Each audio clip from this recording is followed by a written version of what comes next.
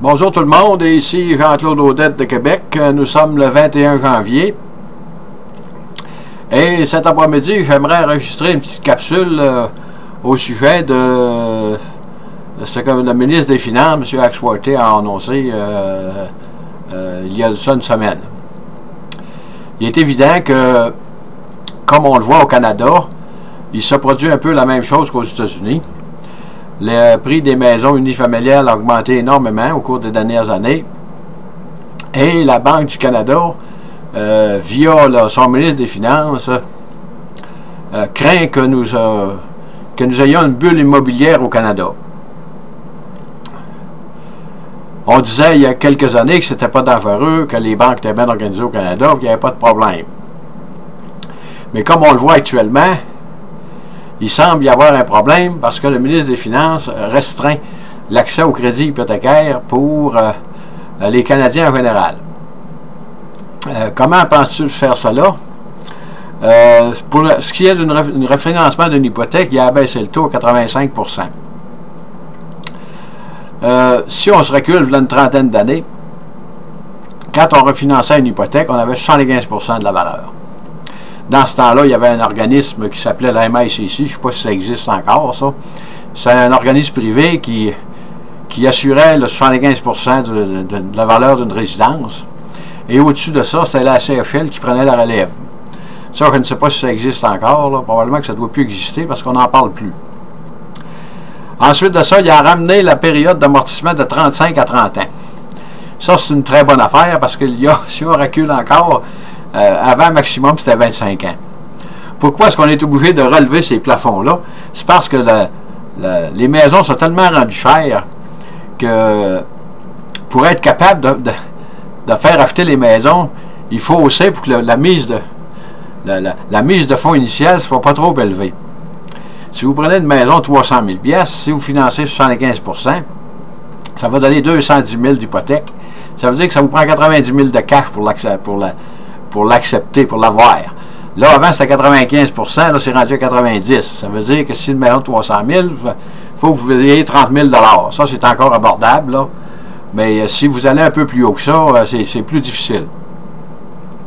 C'est sûr que ça va restreindre le crédit un peu au Canada. Est-ce que ça va avoir un impact sur l'achat de l'immobilier en général? Moi, je crois que oui. Mais, d'après moi, l'impact va être minime. Parce que la marge est trop petite pour faire une différence énorme. C'est sûr que ça va affecter. Ça, soyons assurés qu'il va se construire moins de maisons cette année, puis il va se vendre moins de condos avec ces politiques-là. Pourquoi est-ce que la Banque du Canada fait ça? Bien, comme je le disais, il y a un risque d'explosion de la bulle immobilière.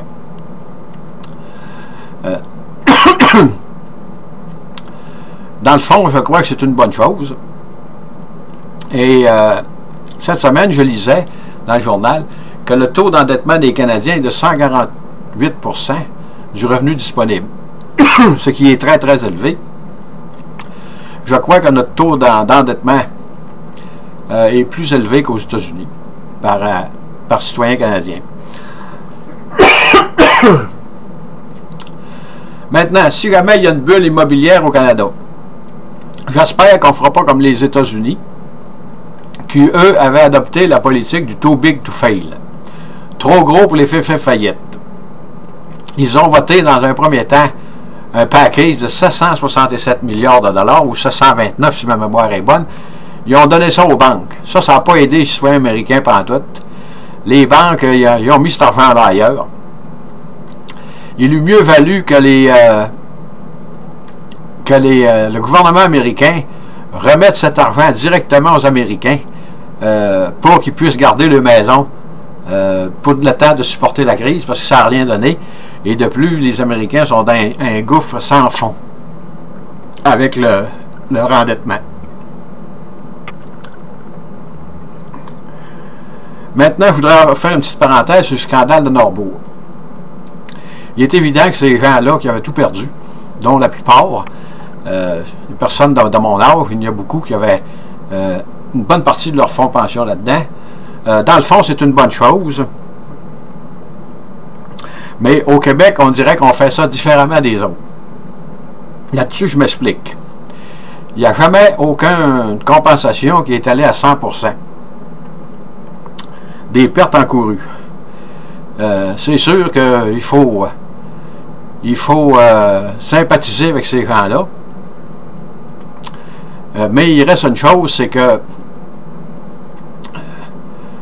quand on investit de l'argent et on pense avoir des retours de 10, 12, 14, 15%, il faut se méfier quand les banques donnent 2%.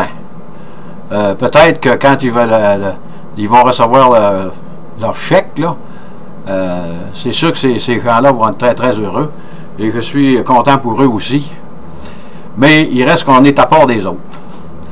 En plus de ça, bien, quand on fait une affaire de même, là, il faut encore créer des structures pour protéger le public. Mais là, il me semble qu'il y a des limites à créer des structures pour protéger le monde. Quand vous allez dans un procès, quand les avocats nous disent que nous avons été les artisans de notre propre malheur, des fois, ils ont un peu raison. On a assez de structures au Québec sans en rajouter encore, là. Il me semble que ça a des limites, cette affaire-là. Ensuite de ça, ben, un petit peu du rapport Bastarache. C'est sûr que M. Bastarache, le juge, il n'a pas pu aller bien loin avec ça parce qu'il y avait un mandat trop encadré. Et il ne faut pas blâmer le juge Bastarache là, pour avoir remis le rapport qu'il a remis là. Il arrête aussi bien de ne pas siéger, mais qu'est-ce que vous voulez? Il ne pouvait pas aller dans le financement des partis, il pouvait pas. Il y avait eu c'est comme si on avait pris un bon étalon, là, puis on lui met des ornières. Fait que lui, il va tout courir dans la même direction, il ne peut pas voir à côté, ça fait qu'il n'y va pas, il n'a pas le droit d'aller là. Fait que ça a été, d'après moi, ça a été une futilité qui nous a coûté 6 millions et ça n'a rien donné. Là, on entend encore à la télévision, probablement qu'on va entendre ça peut-être encore une couple de semaines, là. Ils vont en parler par bride, là. Ça n'a pas donné grand-chose, dans le fond. Et malheureusement, cette commission-là n'aurait jamais dû instituer. Les Québécois, ils veulent une commission d'enquête sur la construction. De tous bords et de tous côtés, ils sortent, tous les jours, on entend une affaire à la télévision, quelque chose. On entend une nouvelle à propos de ça, que le crime organisé est rendu dans ça, puis bon, mettez-en. La construction, il faut que ça soit nettoyé tous les 25-30 ans. C'est pas compliqué, ça. Le passé l'a prouvé. Il y a tellement d'argent que les gouvernements donnent là-dedans que vous voulez-vous, la crasse finit par s'infiltrer dans ça. Ça, faut pas avoir la tête à Pépineau pour comprendre ça. Fait que pour ébranler un peu le système, pour le rendre un peu plus viable, puis un peu plus fier pour la collectivité, c'est bon qu'il y en a quand même que ça coûterait 25-30 millions, une commission sur la construction. Mettons 50 millions. À ce moment-là, ça va clairer le système, puis on va être bon pour un autre 25 ans. C'est sûr qu'il va toujours en avoir de ça. Il va toujours avoir de toutes sortes de magouilles qui vont se faire dans ça, parce qu'il y a beaucoup d'argent. Et c'est surtout les gouvernements qui donnent beaucoup de travaux. Je ne veux pas dire que les gouvernements sont incompétents, mais quand vous regardez l'entreprise privée, ils réussissent toujours à s'infiltrer. Puis quand il y a des choses qui sont malhonnêtes, à ce moment-là, ces gens-là sont plus futés pour enrayer le système, embarquer dedans sans se faire pogner. Sur ce, je vous dis bonjour et à la prochaine. Merci.